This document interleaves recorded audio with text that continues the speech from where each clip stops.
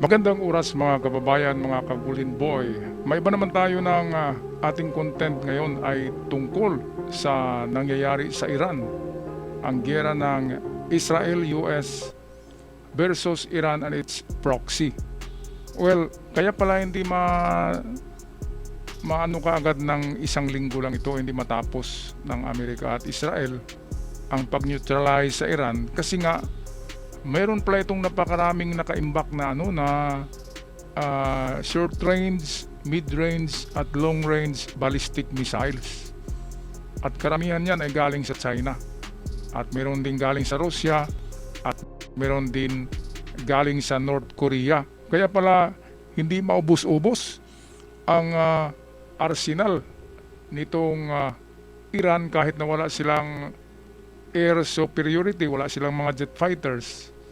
Dito lang sila nag-rely sa napakarami nilang drones. Sa drones lang ay swarm of drones.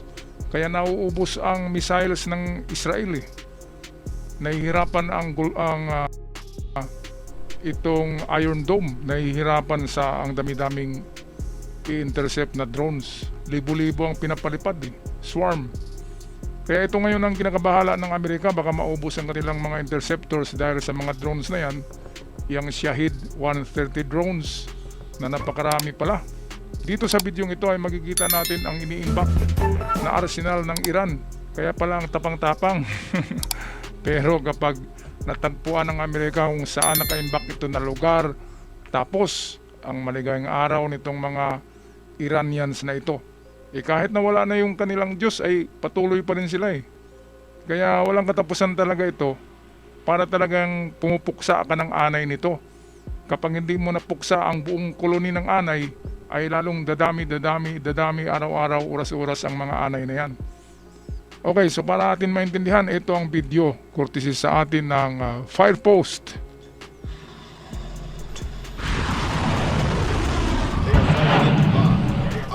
They are falling in Dubai, Abu Dhabi, Manama in Bahrain, a military base in Iraq, as well as an Aramco facility in Saudi Arabia. These strikes are a demonstration of Tehran's power in an expanding West Asian conflict. Iran does not rely on air power. It relies on missiles, thousands of them. Iran has both ballistic and cruise missiles, as well as drones designed to overwhelm an enemy's defenses. Bakit pa nag-imbak ng ganitong kadaming sikreto lang pala Kaya pala talaga ang Amerika ay dapat, Amerika lang kasi ang mayroong kakayahang pumigil sa Iran sa kanyang ambisyon na maghari sa buong mundo. Kahit Russia, mahirapan dito Sabihin natin kung kalaban ng Iran ng Russia, ay mahirapan ng Russia sa dami-dami ng nakaimbak nito na missiles. Pero sa Amerika ay 2 linggo lang daw ito nagyera. 2 linggo hindi ito aabot ng 1 buwan. Kaya sa ating mga kababayan dyan na nag-alala, ay wag na kayo munang umuwi ng Pilipinas dahil sabi ni Donald Trump 2 linggo lamang ito ay matapos na. Kung hindi sila makipag-deal, itong natitirang mga anay, mga termites, hindi makipag-deal sa Amerika, ay lalong madaling tapusin ito. Kasi yan ang hinahabol ni Trump na hindi natatagal Kasi yung tatagal, nandiyan ang China, magpapadala naman yan ng suportang mga missiles, nandiyan ang Russia, nandiyan ang North Korea. Kaya kung pinapatagal yan, na hindi susurinder kaagad yung mga termites anay na yan, ay lalong tatagal ang gera. Hindi kasi yan mauubos yung mga missile na yan hanggang nandiyan ang China at Russia at North Korea. Kaya ang dapat dito, hindi lang kasi pwedeng lilipad din ang Great Britain, Canada para bombahin ang Iran. Hindi yan pwede kasi yan ay World War III na yan. Kaya kailangan Amerika lang talaga at Israel para parang regional conflict lang ang nangyari, hindi World War. Pero kapag sumali na kasi ang Russia at saka China, hindi nga lang sila nagpapakita, nagpapadala lang sila ng armas. At kapag sumali na rin dito ang UK, ang France, Canada, malalakas kasi na bansa yan. Kung sasali sila, hindi rin sila dapat magpapakita. Magpadala lang sila ng mga jet fighters at mga munition ito, mga kababayan. Kaya patuloy tayo, don't worry. sa ating mga kababayan dyan sa labas ng bansa, matatapos din yan sa 2 linggo lamang. Kaya magtago lamang kayo dyan sa safe bunkers nyo, at huwag palaging lumabas. At yan nga ang payo ng ating presidente ng Pilipinas, PBBM. Isa pa, hindi pwedeng pick upin dyan sa labas, sabihin natin sa Israel, sa Iran, ang mga OFWs natin o dyan sa Dubai, sa Qatar, kasi binomba na rin, binomba ng Iran. Hindi pwedeng pick upin kasi no-fly zone eh. Pag may aeroplano dyan na dadaan, tatargetin talaga yan. Kaya hindi pwede. Kaya ang ating magawa ngayon ay magtago na lang tayo sa ating safe bunkers. At sa issue naman ng mga gasolina, ng gas, of course tumaas na eh. 1.5 peso na yata o 1.6, isang piso mahigit, baka bukas 2 piso na yan. Pero hanggang dyan lang yan, hanggang 2 pesos ang increase. Dahil tatapusin talaga ni Trump ito ng madalian para hindi maka-apekto sa world economy, lalo na sa gasolina. Okay, balik tayo sa video ng Firepost. Experts say Iran has the largest and most varied missile arsenal in West Asia. Tehran holds more than 3,000 ballistic missiles. This is according to an assessment by the U.S. Central Command in 2022. Reports say 2,000 of these missiles can reach other countries across West Asia. That gives Iran reach, even without a modern air force. Iranian officials call this the backbone of deterrence. Short-range ballistic missiles form the first layer. They typically travel between 150 and 800 kilometers. Systems include the Fateh variants, Zulfiqar, Qayyam-1, and older Shahab-1 and Shahab-2 missiles. These missiles are built for rapid regional strikes. They can be launched in volleys. That compresses warning time. Iran demonstrated this in January 2020. After the killing of Qasem Soleimani, Tehran fired ballistic missiles at Iraq's Ain al-Assad airbase. Okay, so ito yung ginamit The attack nila, damaged itong infrastructure. first layer na short-range missiles. Ito yung ginamit nila. 2,000 yata yung pinalipad, no? Papuntang Israel noon. Pero 90% doon ay nasalag ng Iron Dome. Kaya yun ang pinag-aralan ngayon ng Iran, na hindi pala 100% masalag ng Iron Dome ng Israel. Kaya gumawa sila ng second layer of missiles. Ito na yung mid-range missile. Mas malakas na to kaysa nauna, kaysa short range na yon na ginamit sa Israel. Kaya sa pangalawang salbo ng Iran sa Israel, di ba, umatake silang pangalawa, ginamit na nila itong mga mid-range missile. At gumamit na rin ang Israel ng kanilang modernong klaseng interceptors sa tulong ng Amerika. Yun yung pangalawang atake. Ang third salvo niyan ay gagamitin na yung ballistic. Mas malaki na yan ballistic at long range missiles na aabot kahit dito sa Pilipinas. Kaya yan ang nakakatakot na gusto i-control ni Donald Trump. Na gumawa lang sila ng short range missile lamang. Bakit gagawa sila ng ballistic na intercontinental na pwedeng makarating ng Europe, ng Russia, ng China, pero hindi naman mangyari. Nabumbahin nila ang China dahil tumutulong nga ang China sa paggawa ng ganyan. Tumutulong ang China sa mga Iranian paano gagawa ng mga missiles. Ganon din ang Russia. Kasi ganyan naman talaga sila yan. Triad.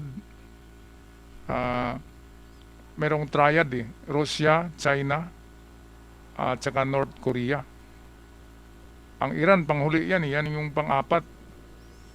Kaya sa quadruple na yan, quartet, kung sabihin natin, sa quartet na yan, ay pari-pareho ang utak nila, mga pulbura. At gusto talaga nilang gapiin ang Amerika dahil gusto nila sila yung maghari. Ngayon kung sila yung maghari, anong mapala natin? Di ba sa China, komunista, sa Russia, komunista, sa North Korea, komunista, sa Iran ay terrorist. Anong mapala natin na mga malayang demokratikong Pilipino? Anong mapala natin kung manalo ang Iran, manalo ang China sa gira, ang Russia, North Korea? Wala tayong mapala. Kaya sa mga nagkundina kay Donald Trump kung bakit binomba, hindi nila alam ang dahilan. Napakadelikado ng dahilan. Nakasalalay ang stability ng buong mundo. Dahil kahit saan sa Iran ay pwede nilang pakawalan yung intercontinental ballistic missiles na disenyo ng Russia at China. Kaya meron pang nuclear, hindi pa natin pinag-usapan yung nuclear weapons ng Iran. Meron sila. Pero yan ang hindi kailangan mangyari. Ayaw talaga ng Amerika na makapag-produce ng ICBMs na mayroong nuclear warheads. Intercontinental ballistic missiles na mayroong nuclear warheads. Kasi yung intercontinental ballistic missiles, ICBMs, ay pwede kasing palitan yung warhead niya ng konbensyonal pulbura lamang at pwede rin palitan ng nuclear. Iaabot yan ng Amerika eh. Alam naman natin na revenge lang palagi ang nasa utak ng Iran yan. Dahil ilang opisyalis nila ang tinarget ng Amerika. Ngayon yung successor ni Ayatollah Ali Khamenei, yung kanyang anak, yan na rin ang susunod na target ng Amerika para mawala na ng direksyon yung Islamic na terrorist group. Hindi naman lahat ng Islamic group ay terrorist. Pero itong Iran, grabe. Pinakahari yan sa Middle East.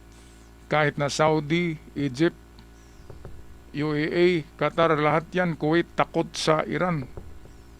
Dahil sa, alam nila ang capabilities nito. Pero sa Amerika, chicken feed lang. Di ba mga kababayan? Tapusin natin ang video courtesy ng The Fire Post. More than 100 United States personnel suffered traumatic brain injuries. More than 100 United States personnel suffered traumatic brain injuries. The second layer is medium-range ballistic missiles. They typically travel between 1,500 and 2,000 kilometers. Systems include Shahab-3, Imad, and Ghadar-1. Missiles like the Khorramshahr variants and Sedgil can travel even further. Sedgil stands out. It uses solid fuel. That allows faster launch readiness compared to liquid fuel systems. Taken together, these missiles widen Iran's target list. Israel falls within range. So do United States-linked facilities in Qatar, Bahrain, Kuwait, Saudi Arabia, and the United Arab Emirates. The geography of retaliation expands. Ballistic missiles are only part of the playbook. Iran fields land attack and anti-ship cruise missiles. Systems include Sumar, Ya Ali, Quds variants, Hoveze, Pave, and Ra'ad. The Sumar can travel up to 2,500 kilometers. Cruise missiles fly low. They hug terrain. They are harder to detect. Then come the drones. One-way attack drones are cheaper. They can be launched in waves. The strategy is saturation. Mas distraction itong Iran, ang mga drones nila. Mura lang kasi yan, $20,000 bawat isa. Ang isang cruise missile o ballistic missile ay nagkahalaga ng $4 million. So ang layo-layo ng agwat, no? Tapos ini-intercept ng $4 million yung $20,000 lamang. Loging-logi ang Amerika dyan. Ang style kasi ng Iran, pinapalipad nila yung kanilang drones malapit sa mga barko ng Amerika para targetin ng Amerika, para maubos ang missiles ng Amerika, ang interceptors. Yun ang kanilang plano, kakaiba rin, no?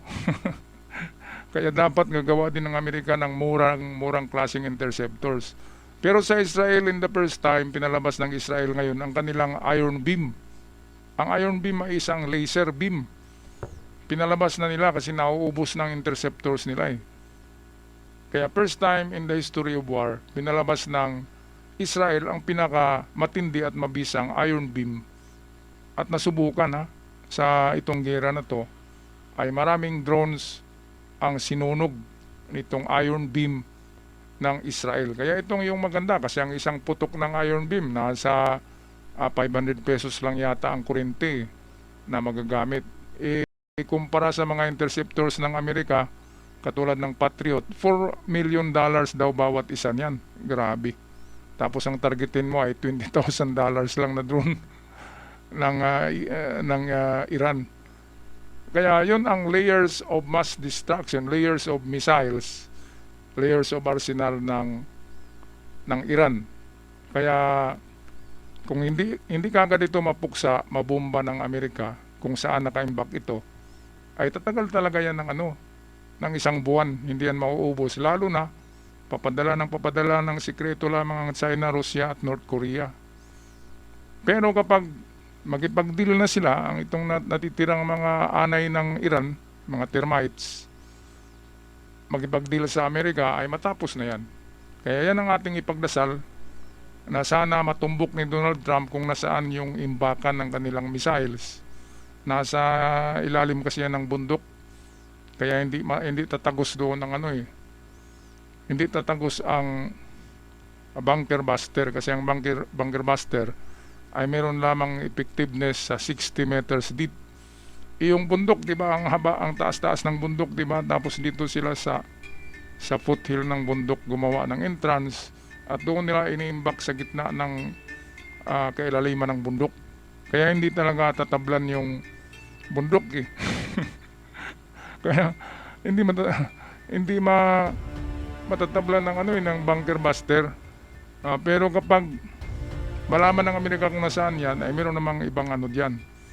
Merong ibang ways. There are so many ways na para mapuksa yung yan, pabrika ng Iran or kanilang factory of arsenals dyan sa nakatago sa kabundukan ng Iran.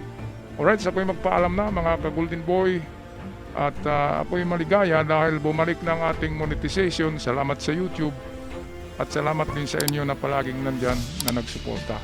Sa mga bago pa lamang, huwag kalimutan, click ang subscribers button. Malaking tulong. Maraming salamat. Hanggang sa muli. Paalam.